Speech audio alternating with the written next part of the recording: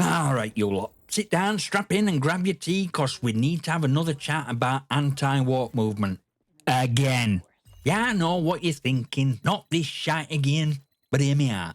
I'm not here to stroke egos or dodge landmines. I'm here to talk straight. Some of you are judging games, TV shows, and even actors based on naught but a trailer and a sprinkler outrage. You're about as reliable as a rusty musket in a downpour. But before we get started, don't forget to like, subscribe, and all that bollocks. It helps the channel grow, and it lets me keep winding you up with videos like this. Right then, let's dive into madness.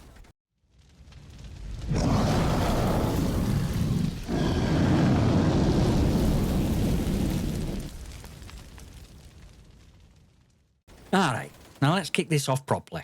You know what really grinds me gear? The moment a trailer drops and suddenly half the internet's frosting at mouth screaming, "It's woke trash," based on absolutely naught but a few minutes of footage. I swear some of you lot are more predictable than a Call of Duty camper in the corner. Case in point, Naughty Dog's new game, Intergalactic, Heretic Prophet. We get a trailer, and what do we see? A badass black female lead. That's it. No rainbow flags, no pronoun checking space aliens, just an original character in what looks like a solid sci-fi adventure. But apparently, that's all it takes to trigger some of you into a full-on meltdown. Here's the deal. It's not about anti-woke anymore, is it? Nah. It's about not wanting anyone who don't fit into your narrow idea of hero in games, films, or TV. Let's face it, if Lara Croft were announced today, half of you would lose your shit. Oh no, she's a woman. It's woke propaganda. See how daft that sounds? But back in day, no one batted an eyelid, because it were a great game. And that's what really matters. Is it good? Now don't get me wrong, I'm not saying forced inclusivity don't exist. When HBO decides to reboot Harry Potter and randomly casts a character like Sirius Black or Severus Snape as someone completely different from how they were written in books, I'm out. That's not representation, that's lazy. It's pandering and it alienates hardcore fans. You got characters already written as diverse. Use them. Don't rewrite existing ones and call it creative freedom. That's a load of bollocks. And it does deserve criticism. But here's where it gets tricky. There's a massive difference between a developer creating an original, strong black female lead and Hollywood slapping a pride flag on everything like it's sponsored by Skittles. One's creative, others corporate pandering. And yet somehow, at more extreme ends at anti-woke brigade, it's all the same. Second you see diversity, you're grabbing your pitchforks faster than an NPC spotting a player on easy mode. You're not critics, you're twonks. So let's break it down, shall we? If you're criticising changes that ruin original stories, fair enough. I'm right there with you. If you're criticising original ideas for having diverse characters, that's not being anti-woke, that's just being a bell end. So let's address elephant in room. Double standards and hypocrisy at so-called anti-woke brigade. You know, yeah, and if you're getting triggered already, well, strap in, cause this is gonna sting. Here's the thing. You scream about inclusivity ruining your games, but you'll happily overlook a bold space marine blowing up aliens for 1,000th time. If a white guy in armour punches a hole through a planet, it's epic. But second a black woman does it, you're sharpening your knives. And don't pretend that's not the case. I've seen forums, I've seen comments. You lot are about as subtle as a frag grenade in a library. Let me give you an example. Take Last of Us Part 2. Yeah, it had some divisive story choices, and I'll admit that killing off Joel so early were a gut punch. But let's be honest, half the outrage wasn't about story. It were about fact that you had to play as a jacked up woman and, shock horror, existence a same-sex relationship. Suddenly, people were screaming woke agenda like Naughty Dog had personally burgled their house. But if Joel had been swapped out for another brooding white dude with stubble, you wouldn't have batted an eyelid. And let's not forget Ghostbusters reboot with all-female cast. Now, was it a great movie? Hell no. It was a steaming pile of ghostly horse shite. But here's the thing.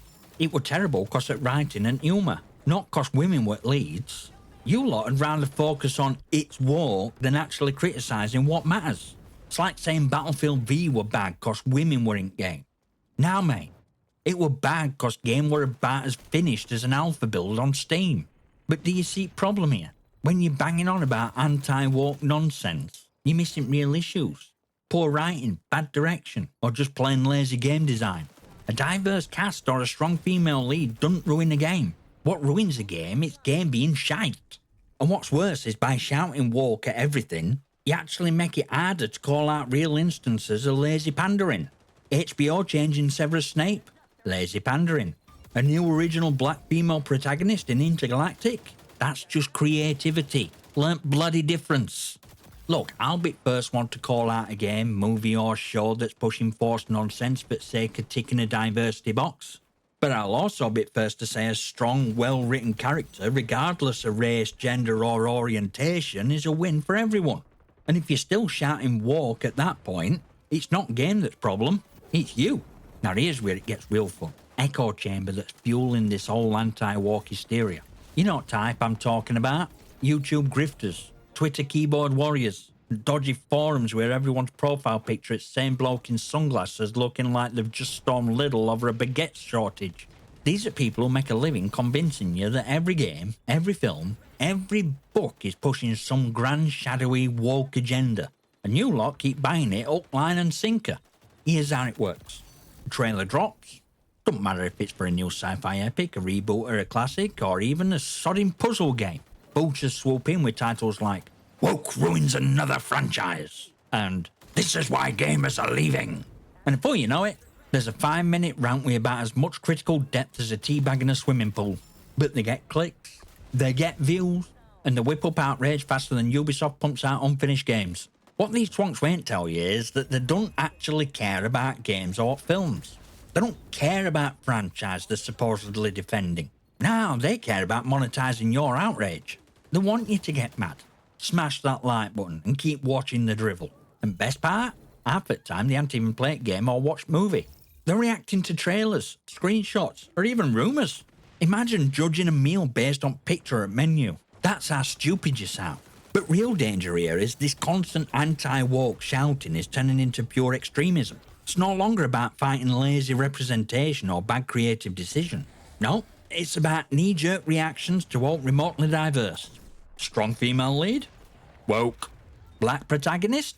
Woke. Gay character existing somewhere in background? Woke. At this point, you'd think some of you were allergic to anyone who went to carbon copy of Marcus Phoenix.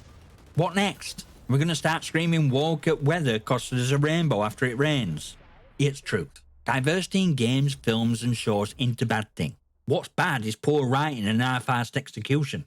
But when you blanket label everything diverse as woke, you look like a clown, and you make it harder to call out real problems. And if you've convinced yourself that woke is the biggest issue facing entertainment right now, I got news for you. Real enemy is corporate greed, lack of creativity, and EA selling you microtransactions for a game you've already paid 70 quid for. So let's be clear. Don't let outrage machine drag you into their echo chamber. Use your brain. Don't judge a game based on a trailer or what some shouty bloke on YouTube told you. Play it. Watch it. Form your own bloody opinion. Otherwise, you're just another pawn in their little outrage economy. And trust me, they're laughing all the way to the bank. Right, let's bring this all together before you lot start foaming at mouth or smashing the dislike button. Problem here is balance, and lack of it. You've got one extreme screaming that everything must be diverse, inclusive, and represented regardless of context. And then you got other extreme flipping the lids second a black woman appears on the screen. Both sides are as thick as mince. It's middle ground, and it's where sane people live. Diversity in entertainment is fine when it makes sense. If the character's background, race or orientation fits story, great. If it's fresh, original idea, even better. I don't give a toss if your main character's a black gay woman riding a rainbow-coloured dragon through space, as long as story and gameplay are good. But don't force diversity where it don't belong. Don't rewrite established characters just for the sake of ticking a box. That's lazy, it's patronising, and it pisses off people who care about source material. HBO rebooting Harry Potter and potentially changing Sirius Black or Snape? Nah, hard pass. That's not representation, that's tokenism, and it's a slap in face at fans who love franchise for years. It's not creative to swap characters' race, gender, or identity just for the sake of headlines. It's cheap pandering. But if HBO were to tell a brand new story in Wizarding World with new, diverse characters, brilliant, go for it. That's creativity, and it adds to the law without disrespecting what came before. And to anti-woke crowd, take a deep breath and think for a second. Not everything diverse is part of some evil agenda to destroy your childhood or ruin gaming. Naughty Dog's Intergalactic? It's a new IP with an original protagonist. Lead happens to be a black woman. And until we see more, that's all we know. Judging it purely on that is lazy and reactionary. Stop looking for things to get pissed off about. It's exhausting to watch. Here's a thought for y'all. Stop falling into extremes. If you're anti-woke, fine, but ask yourself why. Are you actually pissed off about changes to established stories? Fair enough. Or are you just pissed off because the lead character into white guy? If it's latter, you're not anti-woke, you're just a bellend. Similarly, if you're on other side shouting for diversity at every turn, maybe stop and think. Does it serve story? Or are you just ticking boxes? Because forcing it does more harm than good. At the end of the day, games, films and TV shows are meant to be enjoyed. That's all bloody point. If you don't like something, that's fine. Don't play it, don't watch it. But for love of all things sacred, stop judging entertainment based on knee-jerk reactions and internet outrage. Use your brain, form your own opinions, and for once in your lives, stop letting other people tell you what to think. Right then, send me peace, and if you're still here, well done. You're clearly not one at Twonks who rage quit 5 minutes in.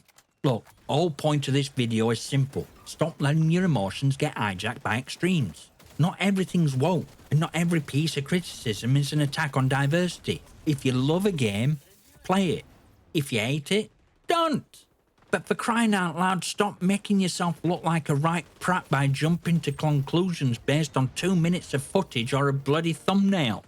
To those of you who genuinely get this, who understand that balance is key, you're real MVPs. Rest of you? Maybe take a hard look in the mirror next time you scream woke trash at something just cause protagonists don't look like you. And with that, I'm done. Smash that like button, hit subscribe and leave your comments and questions below. I might just feature them on channel. I'll see you next time, you magnificent.